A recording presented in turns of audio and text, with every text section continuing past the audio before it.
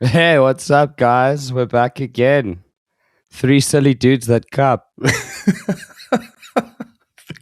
We're just going to change the tagline of, or the title line of this little potty every time, just as long as there's three dudes cupping in it. Is that a guinea, bro? Dude, thick boy, thick. It's a fucking winter's day.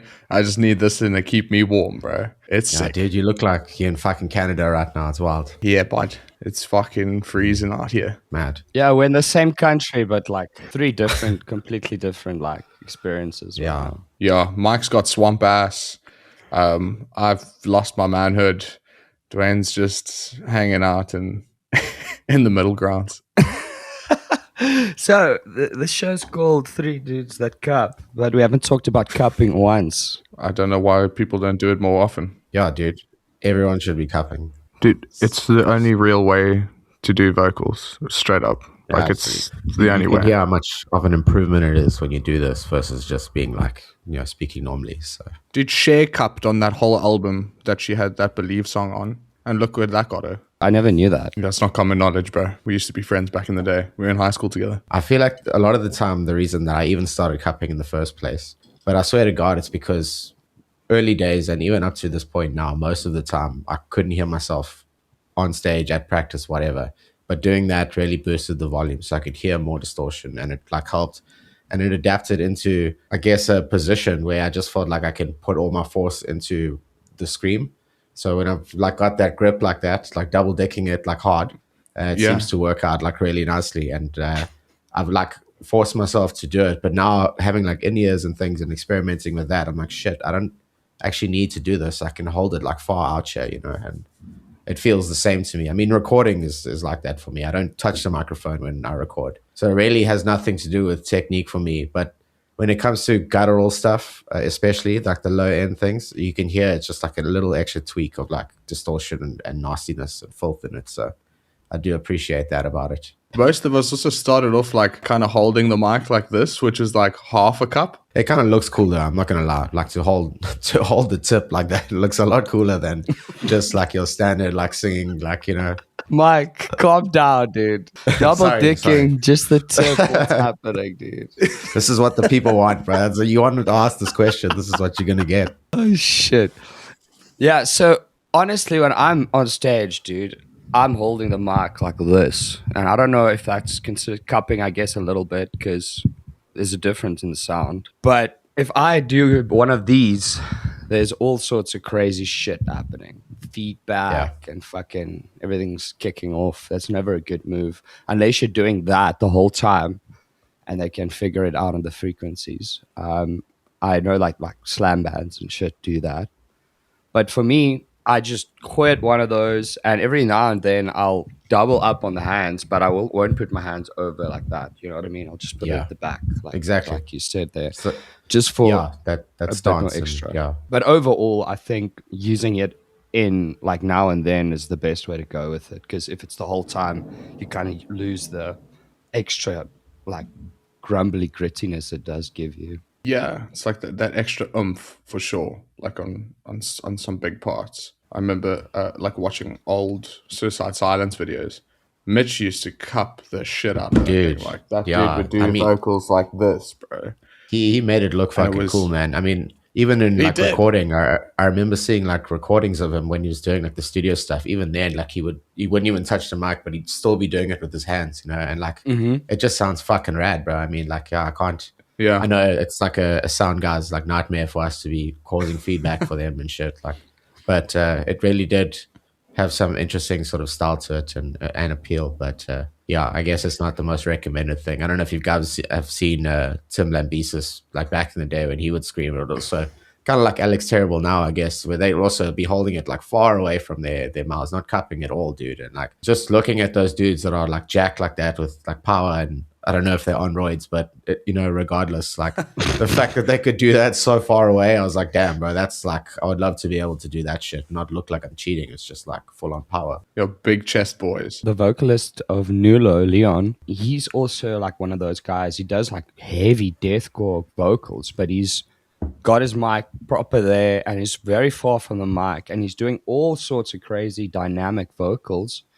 and he doesn't seem like he's struggling at all at any point. And I think it just comes down to control and, you know, confidence and not needing, like feeling like you need that. But I feel like it's different because some of the best guys still out there still cup. It doesn't really, it just depends on the style you want to go for, you know, at the end of the day. But that does scream confidence to me as well when I see vocalists like that, you know. It comes back to like your equipment being good. I think if your vocal like EQing and everything is set up nicely and your in-ears are perfect and you can hear yourself, that's what I'm learning now, is if you can hear yourself perfect, then you don't need to feel like you need to compensate in any way to like be a bit louder than anybody else to hear yourself. So I think like I love the dude's vocals in Nulo. I have seen what you're talking about too, and I think those guys have set up, and him specifically, have set up nicely with EQ and what he can hear. If it's perfect to you, then you know it's going to be a great show. So we had some homework to do, right? Yeah, let's get to the homework, guys. The good stuff. This was actually hard. I'm not going to lie to you. this is not an easy one. Like I kind of noticed the trend with mine. A lot of my albums are like early 2000s. No, I'm kidding. Yeah. Early 2010, so 2012, 13, around there. But anyway, I think it might be nostalgia for me, a bit of like where I was in my life and connecting to that sort of stuff. But anyway, I think Reegan, kick us off, dude. This might check a box for all three of us. It's a maybe, but Count Your Blessings out the gates. I can't put that aside. That was like one of the first heavy albums, and I mean, considering how I've tried to shape my vocal style, like Bring Me and like bands like Suicide Silence and In Flames and stuff are like where it kind of started for me. So yeah, Count Your Blessings is a big one. Pray for Plagues was like the first song I heard off there, and I was like, what the is this? It's insane. I hated it in the beginning. Took me a minute to get used to it, and then I was like, I love this album so much. Yeah, I mean, it was instant for me. Braille was the first song that I heard by them. I'm like, fuck, dude, I have to do this.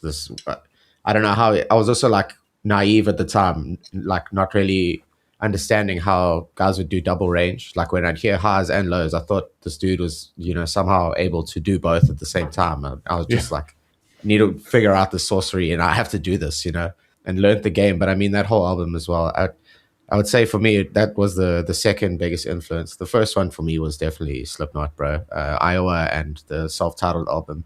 That coming out, I was like, shit, bro, this is so dark and so aggressive. And I think I had mentioned to you guys before that Corey Taylor was like a big influence on me wanting to start, and where I tend to draw my mid-range from is kind of him. So yeah, Slipknot, Iowa, most of them actually, but those early albums that were just like pure aggression and out to prove a point kind of thing were, yeah, big ones in my life to start with. Yeah, I agree.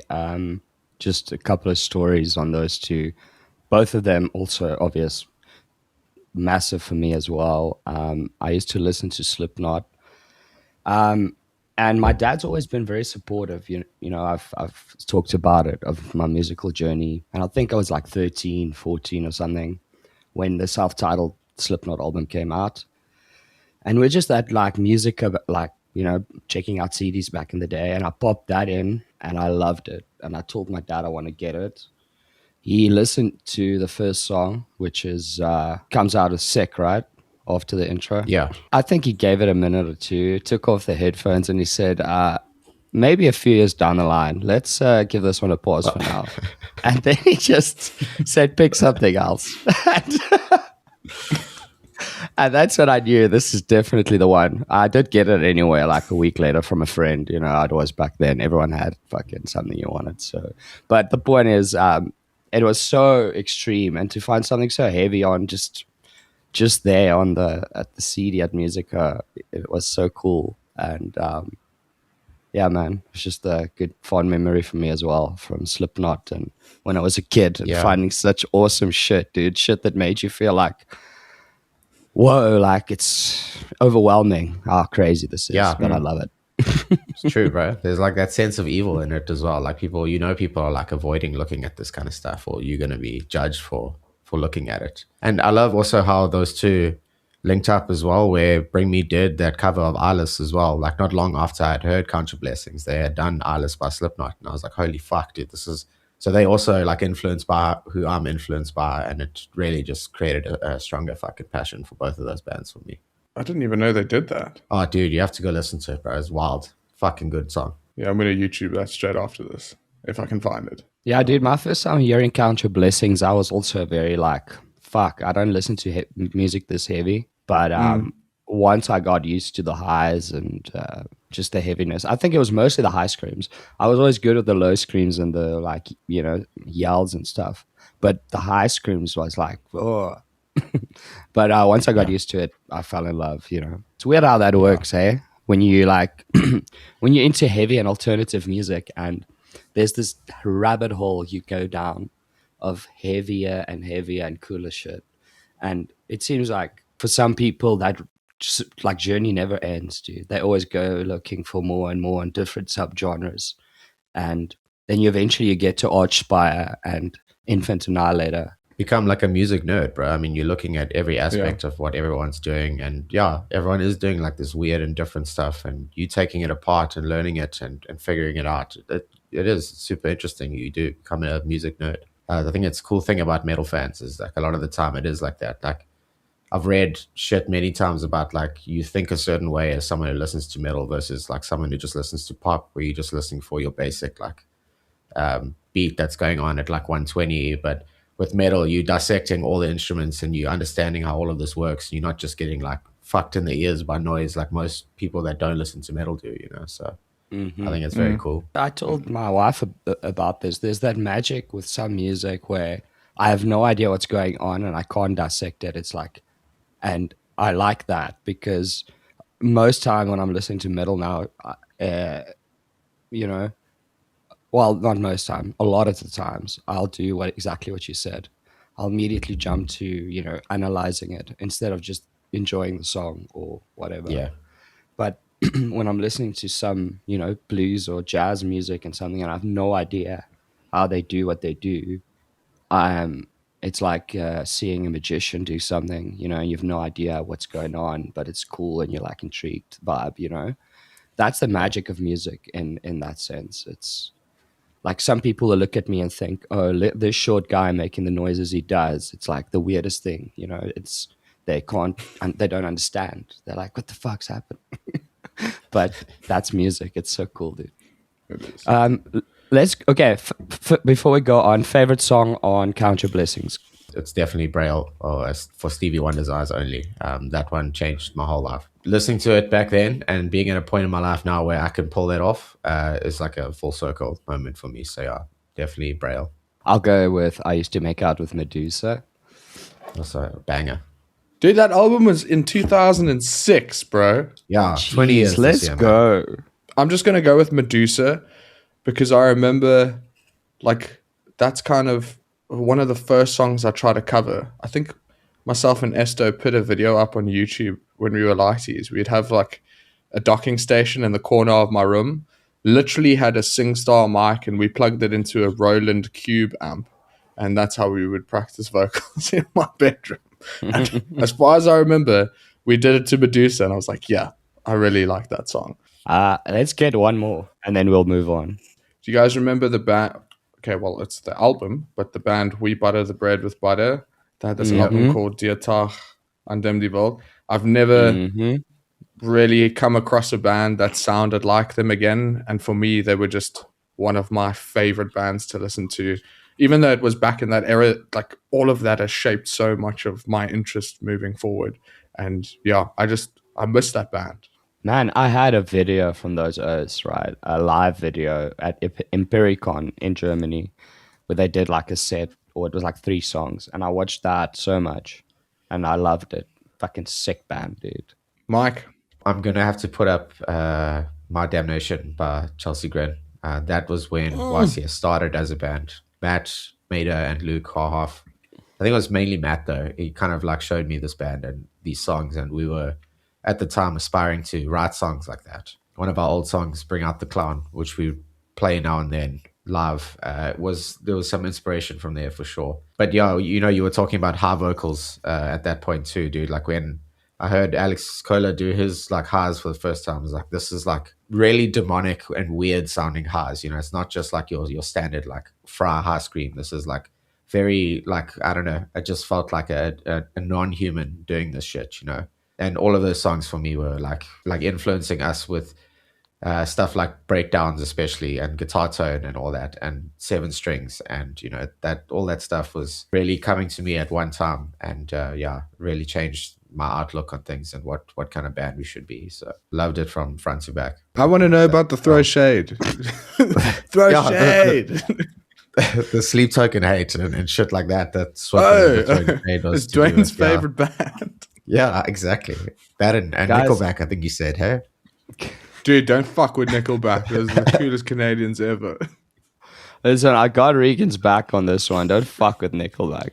I actually unironically like that band. I listened to them a lot when I was young, and everyone hated them. And even back then, I was like, I don't know, it's kind of cool. I guess I suck.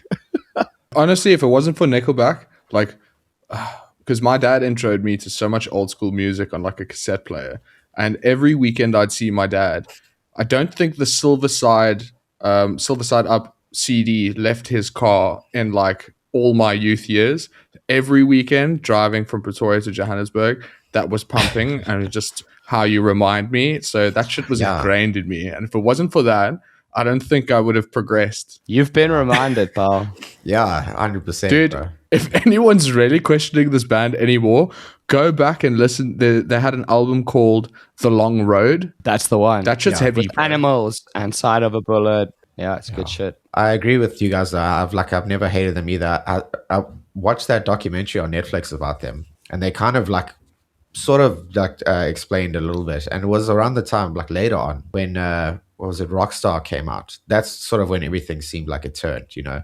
Those early days with those early albums and How You Remind Me and stuff. I mean, they lived in the 90s grunge genre to me, like every other band, like Puddle of Mud and you know, Nirvana and shit was still popping off then. And MTV was still playing like real music and that kind of stuff, and Stained and Creed and all of that, bro. Like, you know, they all come back as memes now. It's funny, but like all of that stuff lived and existed together and was never bad music to me. So I also don't really understand the hate. I think it was for most people, they were just like too much, wait, how do I put this? They were to the T of their genre. And for some reason, that sounded like that was a sellout. And you're like, what that doesn't make any sense. So you're so sick at what you do that now you get hated for it. Doesn't make any sense. Yeah, can I just say, all these Sleep Token haters, bro. What a bunch of weirdos. Oh, shit. I can't wait for the comment thread the day this pops up. No, I'm just one of those people. I'm not a hater. I just don't like the band that much. I don't listen to them. They're just a bit boring for me. I'm not their target audience, dude. I like fucking heavy pissed off metalcore and shit, and deathcore and whatever, you know. So there are songs of theirs which pretty cool. I think it's the same Myke liked. It was The Summoning, which was pretty cool. But when I listen to like the album, I'm just like, damn, just halfway through skip. I'm just like, damn, I can't, these vocals, dude.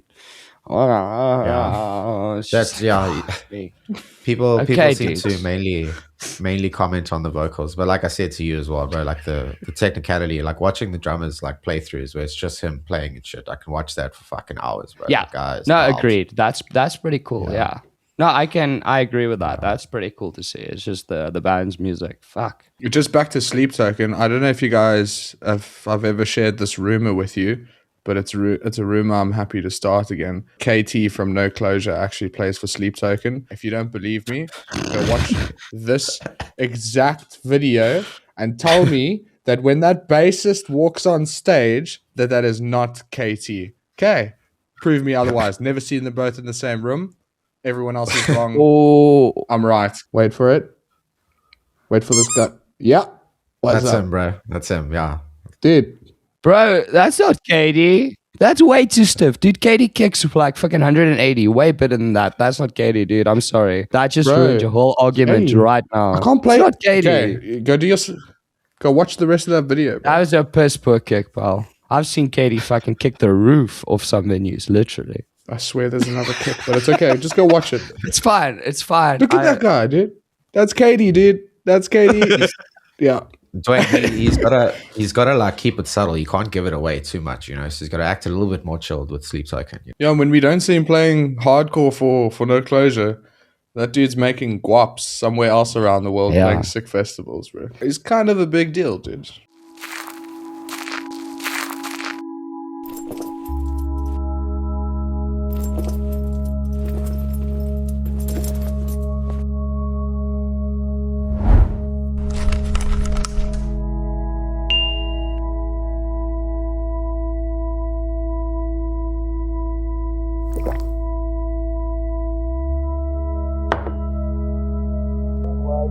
When we look at this journey, it actually began early on when we were born. And it's a journey that has many markers.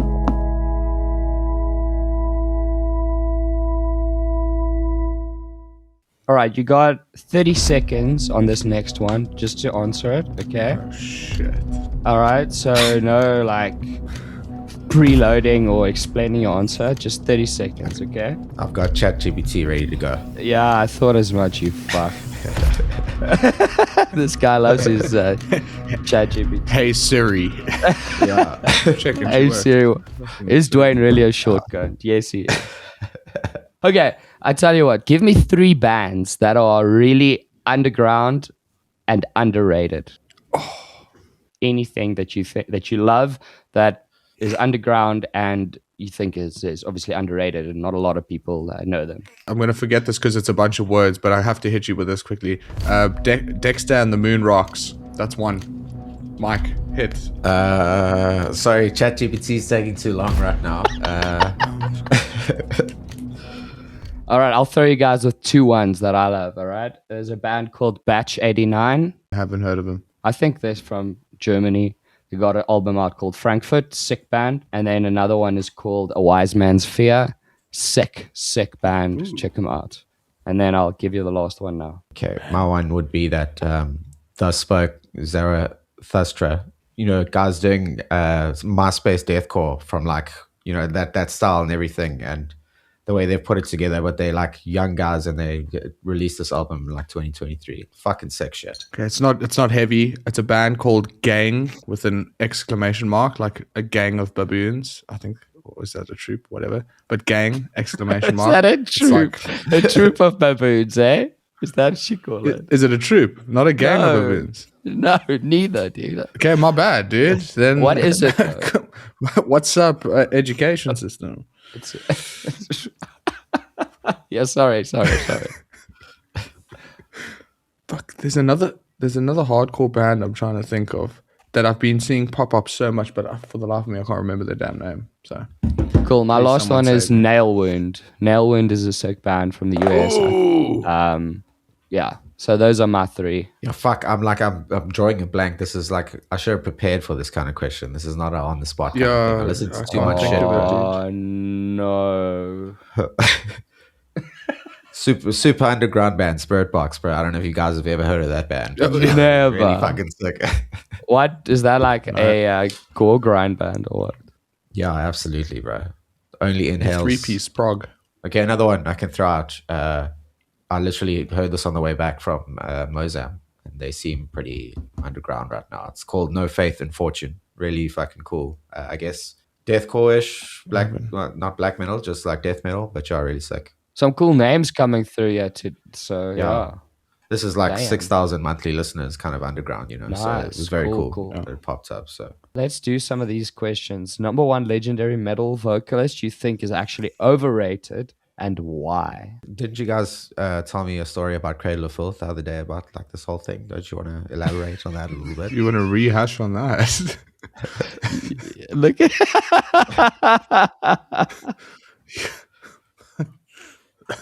we can rehash that whole thing, but I don't know if we should. I mean, it was just me and Reegan going how horrific it was live, pretty much. The vocals. Unfortunately for both of us. It's not like we hated the band. We both went into it like, oh, okay, cool. And then it was like, damn, son, I did going off here. Yeah, look, as a full, you know, the overall sort of like view on them. Like I can understand that. Like if I'm gonna throw some shade that will make a few people angry or cries, I feel like Polyphia is a overhyped band, like, you know, beyond belief. You guys can ride Tim Henson's dick all you want and shit, but like, you know, I'm kind of in the same boat where like I skip a lot of the songs as well because he's a great guitarist. Dude. All of them are great musicians, but I'm like, I don't put it on every day, so you know, it is what it is. I'm with you, dude. That's a wild one. I did not see that coming. There's a lot of metal bands that are considered legendary, and then in that same bracket, the vocalist would be considered highly rated. So, for instance, Iron Maiden, right, or something like that.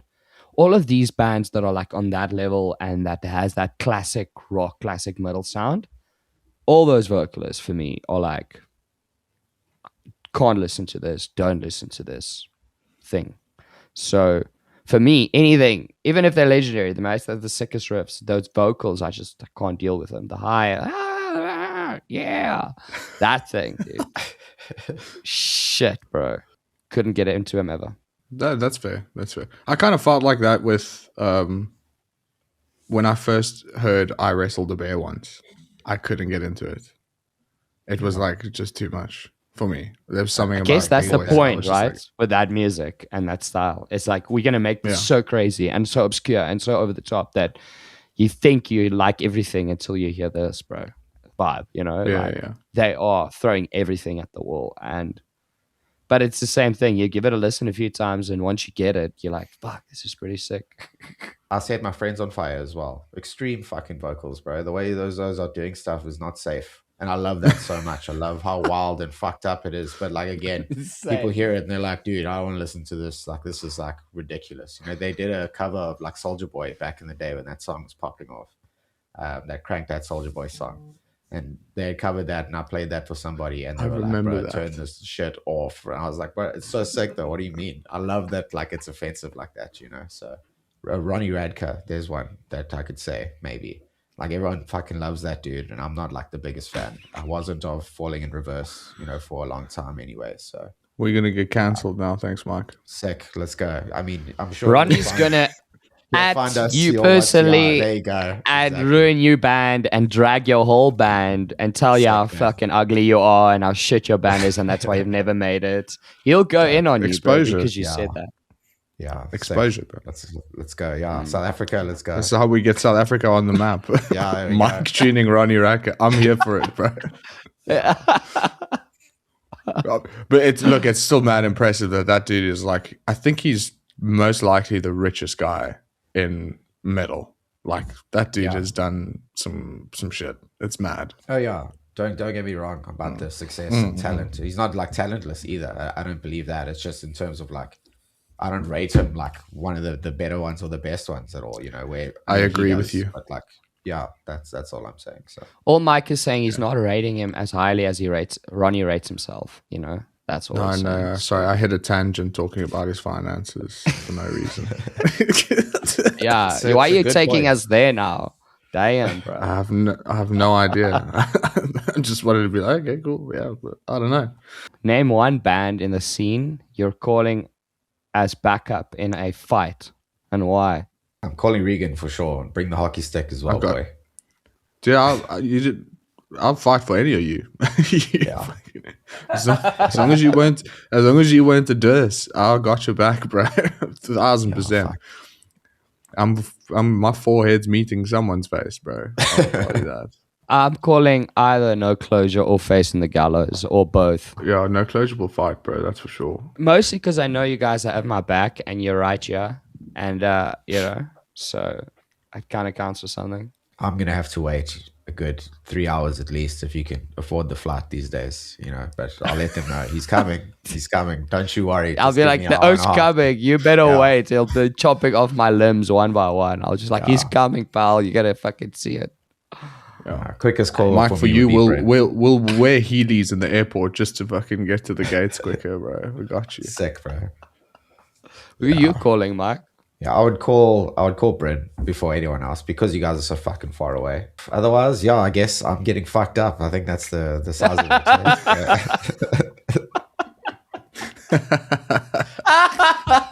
it. You don't even want to call the guys an Imperious, nothing. You're just like, fuck it, dude. Embracing this. It's a good point. I think Imperious is definitely my best choice. So all of those guys would have my back if I needed it. So yeah, I thought as much. Imperious. And they definitely look like they can dish and take a punch, you know what I mean? Yeah, they're good. They're good guys, but they'll fuck you up if you are being a pussy for sure. So I 100% believe you on that, actually.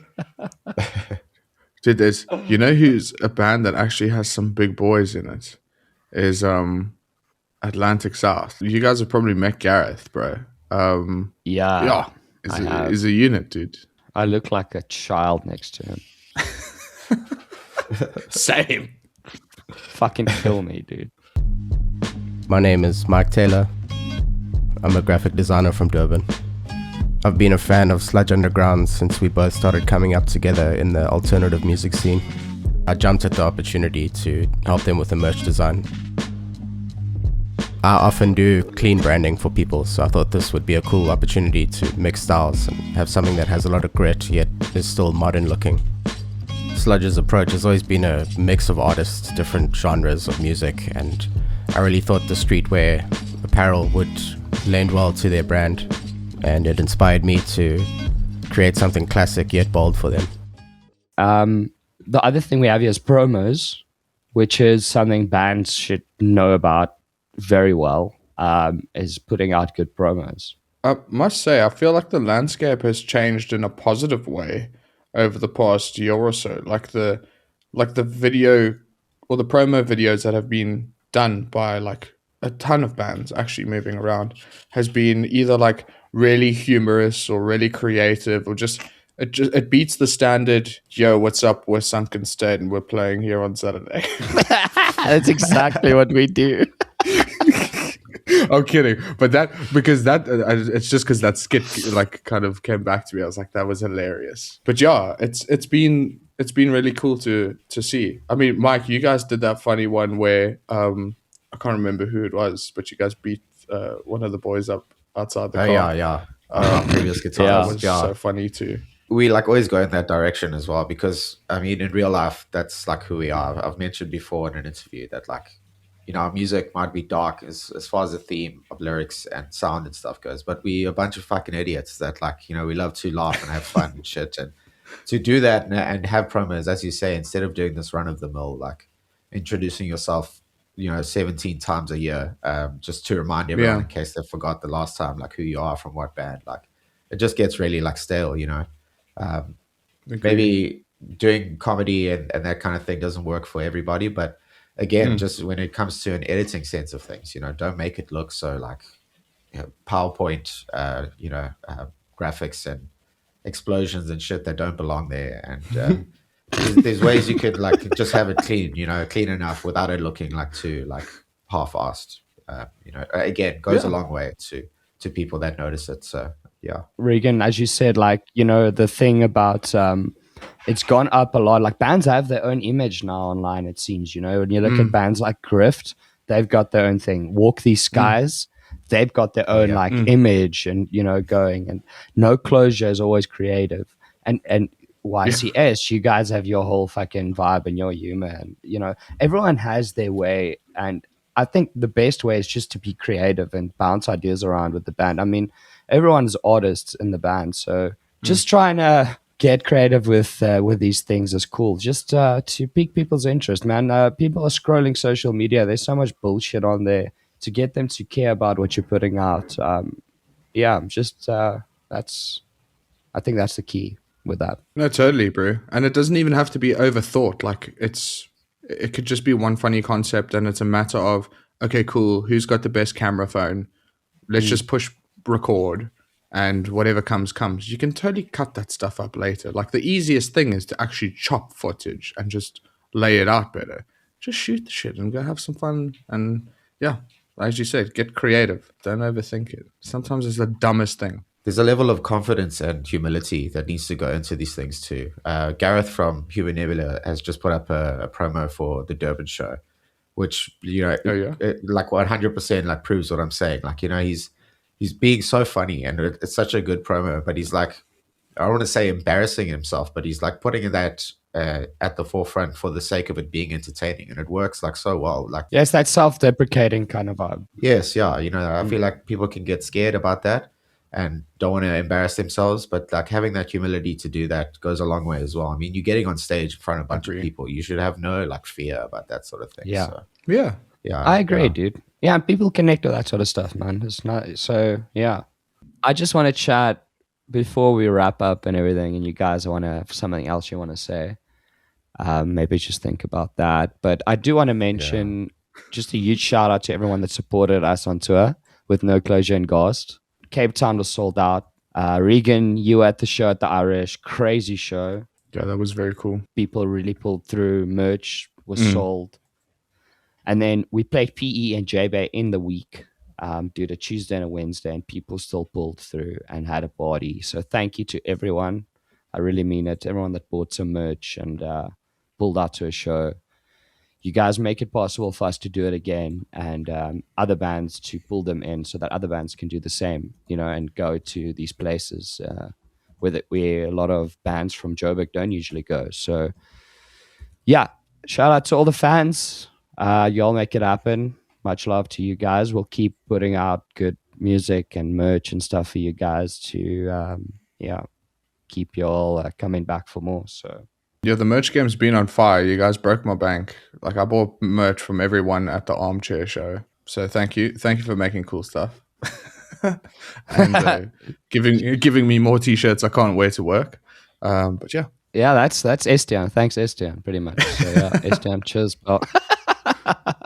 But dude, the merch game in the country has picked up a lot. I like to see it. Like I feel like people are putting out a lot of better quality, and I feel like there's still room to improve, but it keeps improving, and I'm happy to see that. You know, Myke, you guys have a show coming up, and maybe some final thoughts you want to share with us. 30th of May, we're playing Sonnage for Mayhem. YCS will be there playing some 2 or 3 new songs. Very fucking keen. We had an opportunity last night at the Wacken Heat to play them, so very stoked to play them in Joburg for the homies there. 7th of June, that'll be after the Wacken finals down here in Durban. Got a Swedish black metal band coming down. Yeah, I just wanted to mention, because all 3 of us are a part of this now, is I wanted to punt our friend Neil from 100 Arrows. Me and Dwayne have successfully sent off a song for him for vocals. Reegan had the chance to listen to yours last night. He sent it to me because he was so stoked with it. So he sent me through the rough demo. I'm like, fucking, it's so rad, bro. Like, it's going to be 6 songs. He's really like upping his metal game. Things have become a lot heavier, and I'm fucking so pumped about it, and I love it. And yeah, keep an eye out for 100 Arrows. We'll all be featured as vocalists on his tracks, and maybe one day in the future we'll all be on the same stage doing a show for him. But you know, who's to say? But yeah, it's a really sick project that you guys should check out. Yeah, that's a cool shout out. He's such a gem of a dude as well, man. Like, such a nice guy, bro. And like, ups to him for putting out the effort of just writing music and reaching out to everyone to kind of collab. I think it's such a cool thing to do these collaboration albums. Just a little bit of a taste break again with everything that's taking place with all our different bands. It's nice to come together and just have a bunch of boys work on a singular project and bring their own flair. So yeah, that's a cool shout out, Myke. Yeah, he's a cool guy. I mean, he deserves it. And if he approaches anyone else in the country for a spot to be on one of his tracks, fucking do it, man. He's cool to work 100%. with. I would recommend him as well, dude. Solid dude, really nice. Been supporting the Cape Town scene for a long time as well. And he's a pleasure to work with, dude. So that counts for a lot as well, man. Dudes, it's been fun. Thanks for the chat. It's been good catching up with you two cunts. Seems like you're as miserable as ever. Reegan's still just drinking. Myke looks dead inside. Always. Look like he's been working out too much and eating too little carbs. Yeah, that's facts. Just for the gains these days, bro. No more fuck. How dare you? What do you mean you haven't touched the gym, bro? What? Reegan is one of the most jacked dudes in the scene, and he's just exactly, like, "Oh, I'm fat, bro. No. Chill." I don't have drum gear to carry anymore, so I can't work out, bro. So it's tough. Yeah, dude. I'm not gonna lie. I'm tired as hell, dude. I worked my ass off this week when I came back from tour. So just ending it off with this chat with you guys has been nice. I miss you guys. So yeah, Miss you too. hope to see you guys in person soon. Hell yeah, definitely. I better see you at Sonage on the 30th. Oh, I'll be there, dude. I'll be on the throwing stage hands. as well. You better be on the stage as well. You fuck. So. I might Yeah, be there yeah. too. Oh no way! Fuck yeah, bro. That'll be sick. You'll be doing one of these. Big time. Real. We'll be on stage. Yo, we are 3 dudes that. We can choreograph a little dance and shit as well, bro. While we all like holding each other's cups and too funny. Yeah, we'll do a Gallows, bro. We'll be sick. That shit is so cool, dude.